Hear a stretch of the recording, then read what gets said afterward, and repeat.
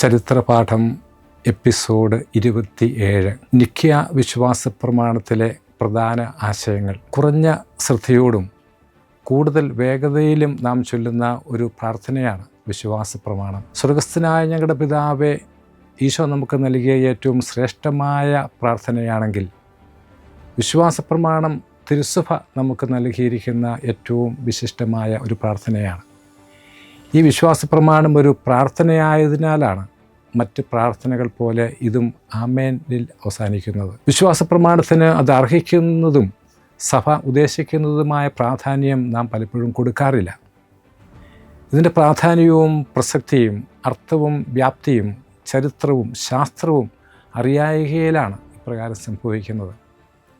പ്രാർത്ഥനകളുടെ എല്ലാം പ്രാർത്ഥന എന്നും തിന്മയുടെ മേൽ വിജയം വരിക്കാനുള്ള ആയുധമെന്നും ഇതിനെ വിശേഷിപ്പിക്കാം. ദൈവശാസ്ത്ര സമ്പുഷ്ടവും ചരിത്ര വഴികളിലൂടെ കടന്നു വന്നതും സാർവത്രിക സൂനകദോസുകളിൽ എല്ലാം ചർച്ച ചെയ്ത് ശുദ്ധീകരിച്ചതും അംഗീകരിച്ചതുമായ സഭയുടെ ഏറ്റവും ശ്രേഷ്ഠമായ ഒരു പ്രാർത്ഥനയാണ് വിശ്വാസ പ്രമാണം. പിതാവിൻ്റെയും പുത്രൻ്റെയും പരിശുദ്ധാത്മാവിൻ്റെയും നാമത്തിൽ എന്ന ആദ്യകാല പ്രാർത്ഥന അഥവാ തൃത്വസ്തുതിയാണ് കാലാകാലങ്ങളിൽ അതിനോട് മറ്റു കാര്യങ്ങൾ കൂട്ടിച്ചേർത്ത് ഇന്നത്തെ രീതിയിലുള്ള ഒരു ദീർഘ പ്രാർത്ഥനയായി പരിണമിച്ചത്. ആരംഭം മുതലേ സഭ അവളുടെ വിശ്വാസം ഹ്രസ്വങ്ങളായ പ്രസ്താവങ്ങളിലൂടെ പ്രകടിപ്പിക്കുകയും പകർന്നു കൊടുക്കുകയും ചെയ്തിരുന്നു. ഇവ ആദ്യം ജ്ഞാനസ്നാനാർത്ഥികളെ ഉദ്ദേശിച്ചായിരുന്നു. കാരണം ഇത് ക്രിസ്ത്യാനിയാകുന്ന ഒരാൾ ഏറ്റുപറയുന്ന വിശ്വാസത്തിൻ്റെ സംഗ്രഹമാണ്. വിശ്വാസ പ്രമാണത്തിൻ്റെ ഇംഗ്ലീഷിലുള്ള പേര് ഇക്കാര്യം വ്യക്തമാക്കുന്നുണ്ട്. ക്രീഡ് എന്ന ഇംഗ്ലീഷ് പദത്തിൻ്റെ ലത്തീൻ രൂപം ക്രേദോ എന്നാണ്. ഇതിനർത്ഥം ഞാൻ വിശ്വസിക്കുന്നു എന്നാണ് താനും. അതിനാൽ ഞങ്ങൾ വിശ്വസിക്കുന്ന കാര്യങ്ങളാണ് ഇവിടെ ഒരു ഫോർമുല പോലെ ഏറ്റുപറയുന്നത്. വിശ്വാസം ഉൾക്കൊള്ളുന്ന പ്രധാന തത്വങ്ങളുടെ സമാഹാരമാണ് വിശ്വാസ പ്രമാണം.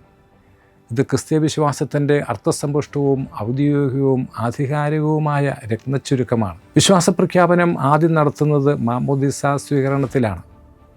മാമോദീസ നൽകുന്നത് പിതാവിൻ്റെയും പുത്രൻ്റെയും പരിശുദ്ധാത്മാവിൻ്റെയും നാമത്തിൽ ആയതിനാൽ മാമോദീസായിൽ നാം പരിശുദ്ധ തൃത്വത്തിലെ 3 ആളുകളിലുള്ള വിശ്വാസം ഏറ്റുപറയുകയാണ്. അതിനാൽ വിശ്വാസ പ്രമാണത്തിന് 3 ഭാഗങ്ങളുണ്ട്. പിതാവായ ദൈവത്തിൻ്റെ സൃഷ്ടികർമ്മവും പുത്രനായ ദൈവത്തിൻ്റെ മനുഷ്യാവതാര കർമ്മവും പരിശുദ്ധാത്മാവായ ദൈവത്തിൻ്റെ വിശുദ്ധീകരണ കർമ്മവും. പുത്രൻ്റെ ദൈവത്വം നിഷേധിച്ച ആര്യനിസത്തിനുള്ള ഉത്തരമാണ് നിഖ്യ വിശ്വാസ പ്രമാണം രൂപപ്പെടാൻ ഉള്ള പ്രധാന കാരണം. അക്കാലത്ത് ജെറുസലമിൽ നിലവിലിരുന്ന ജ്ഞാനസ്നാർത്ഥികൾ ഉപയോഗിച്ചിരുന്ന ഒരു ചെറു പ്രാർത്ഥനയാണ് നിഖ്യ വിശ്വാസ പ്രമാണത്തിന് അടിത്തറയാകുന്നത്.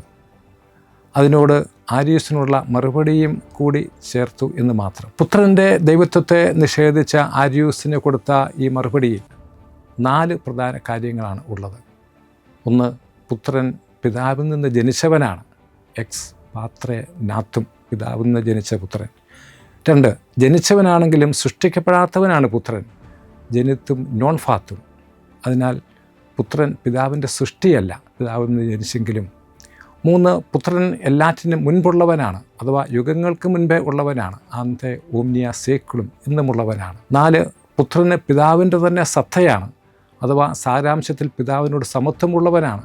ഹോമോ ഊസിയൂസ് അല്ലെങ്കിൽ കോൺസബ്സ്റ്റാൻഷ്യാലും പാത്രി. കത്തോലിക്ക സഭയുടെ അടിസ്ഥാന വിശ്വാസം ആദ്യ സാർവത്രിക സുനകദോസായ നിഖ്യായിൽ തന്നെ നമുക്ക് നൽകപ്പെട്ടു എന്ന് ചരിത്രം നമ്മെ പഠിപ്പിക്കുന്നു.